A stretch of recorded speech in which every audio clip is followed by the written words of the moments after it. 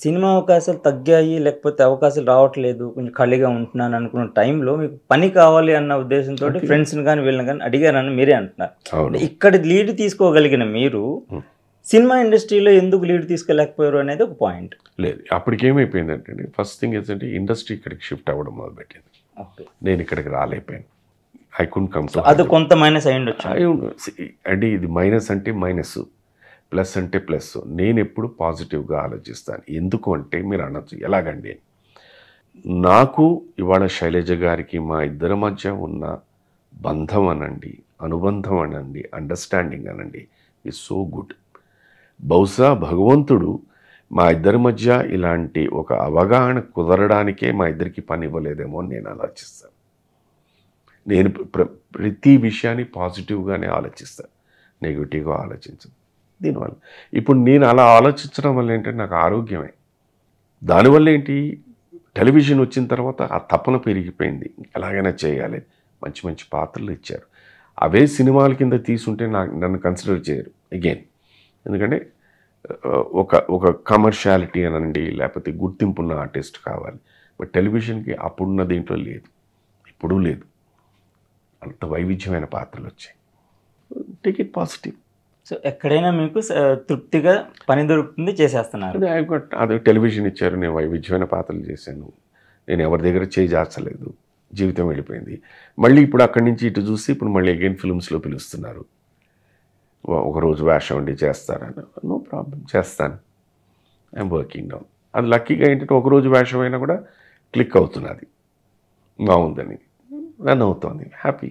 So, సాధారణంగా సినిమాలో gap వచ్చిన తర్వాత ఇంక మనకెందుకు ఈ సినిమాలు వద్దు, ఆగిపోదాం, వేరే ఇంకేదన్నా వర్క్ చూసుకుందాము అన్న ఒక డైవర్షన్ చాలా మందికొస్తుంది.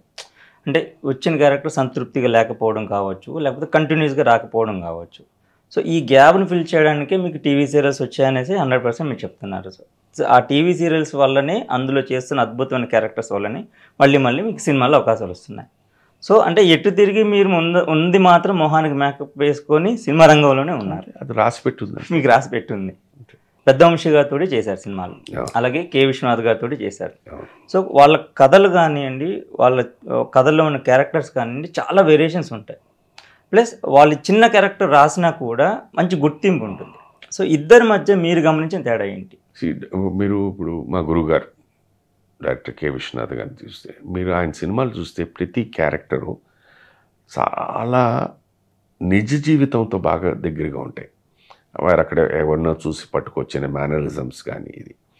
తర్వాత ఏ పాత్ర ఊరికే నిలబడి మాట్లాడదు. ఏదో పని చేస్తూ, ఇంట్లోనే ఏదో వంట చేస్తూనో లేకపోతే ఏదో చేస్తూ, సో అలా చేసి ఆయన తీర్చిదిద్దుతారు. ప్లస్ సామాజిక స్పృహ, దాంట్లో ఉన్న లేటెస్ట్ ప్రాబ్లం ఏదైనా ఉంటే దాన్ని బ్లెండ్ చేసుకుంటూ తీసుకొస్తుంటారు. అది ఆయన స్టైల్ ఆఫ్ వర్కింగ్. వంశీ గారిదంతా మ్యూజికల్. వారికి ఆ east Godavari, west Godavari slang మీద మంచి పట్టు. అందుకని ఎక్కువ దాని మీద బేస్ చేసి ఉంటాయి అది. And he's the musical voice fantastic. పలు సందర్భాల్లో నువ్వు అక్కడి నుంచి పరిగెట్టుకుంటురా, లేకపోతే ఇక్కడి నుంచి నడుచుకుంటురా అని చెప్పి షార్ట్ తీసిన తర్వాత ఈ షార్ట్కి ఇళయరాజా గారు ఈ మ్యూజిక్ ఇస్తారు అనేవారు. అది నాకు నిజంగా అర్థం కాదు. ఇదేంటి ఓకే. ఒకానొక సందర్భంలోనూ నేను సార్ అంటే ఎస్పీబీ సార్ తోటి మేము ఎందుకో రోజు ఇంట్లో కూర్చొని ఆయనతో పాటు ఒక మ్యూజిషియన్ ఎవరో వచ్చారు. ఏదో మాటల సందర్భం మీద వంశీ గారి పేరు వచ్చింది. అప్పుడు ఆయన మ్యూజిషియన్ చెప్తున్నారు, రాజా గారు ఏదో ఒక చిన్న ట్యూన్ ఏదైనా లేకపోతే ఏదో బీజిఎం ఇలాంటిదో లేకపోతే ఏదో ఒకటి కంపోజ్ చేసి ఇది వద్దులే ఇది అని చెప్పేసి వెంటనే ఇది నోట్ చేసి పెట్టుకోండి, నేను గుర్తుపెట్టుకోండి, మీరు నోట్ చేసి పెట్టుకోండి, వంశీ ఏదో సినిమా తీస్తున్నట్ట, దానికి ఏమైనా పనికి వస్తుంది అంటే వాళ్ళిద్దరి మధ్యన అంత వేవ్ లెంత్ అంత పర్ఫెక్ట్. ఇవన్నీ ఏంటంటేనండి ఆలోచిస్తే it is divine power which brings people together. ఒకళ్ళనొకళ్ళే అర్థం చేసుకోవడం అంటాం చూసారు.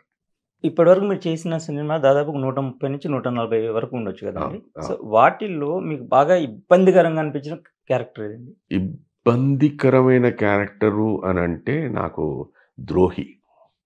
ద్రోహి సినిమా ఒకటి చేశాను. కమల్ హాసన్ గారును అర్జున్ గారు. దాంట్లోనే నాది ఒక బాగా నెగిటివ్ ఇది. నేను ఒక ఎక్స్ట్రీమిస్ట్ని. అండ్ ఆ క్యారెక్టర్కి కొంచెం వాడికి వీక్నెస్ అంటే ఉమెన్ అంటే ఇది. సో దాంట్లో ఒక సన్నివేశం ఉంటుందన్నమాట. వాడు మిషన్ అయిపోయి వెళ్ళిపోతాడు. బట్ ఆ ఇంట్లో ఒక చిన్న పాప ఉంటుంది. ఆ పాపను ఎలాగైనా అనుభవించి వెళ్ళాలి అని. అన్న టైంలోని గౌతమి గారేమో కమల్ హాసన్ గారి భార్య క్యారెక్టర్‌గా వేశారన్నమాట. ఆవిడ అడ్డొస్తుంది. ఆవిడొచ్చి "ఆ చిన్నపిల్ల దాన్నేమి చేయదు. అది ఓకే చిన్నపిల్ల నేనేమైనా చేస్తే బావుంటుంది" అన్న ఒక అది 2 రోజులు చూసా. బట్ ఆ 2 రోజులు నాకు ఇలా వణుకు. నేను వారికి ఎన్ని సార్లు సారీ చెప్పానో నాకే తెలీదది. థట్ వాస్ సో అది ఇప్పుడు ఆలోచిస్తుంటే మీకు ఫన్నీగా కూడా అనిపిస్తుంటుంది కదా. ఫన్నీగా అని కాదండి. అంటే ఒక్కొక్కసారి ఏంటంటేనండి, ఇవాళ కూడా అది ఎప్పుడో వచ్చిన సినిమా అండి. నాకు చెప్పాను కదా! ఖాళీగా ఉండే టైంలో వచ్చిన సినిమా. బట్ చాలామంది కలిస్తే ఆ సినిమాకు ప్రస్తావన తీసుకొస్తూ ఉంటారు. ఆ క్యారెక్టర్ మిమ్మల్ని ఊహించలేకపోయాను. కోపం వచ్చేసిందని. సో, ఆ మాటలు విన్నప్పుడు ఒక చిన్న ఆనందం. Okay. We did a justice. We did a justice. అక్కడ సుధాకర్‌కనే క్యారెక్టర్ పండింది.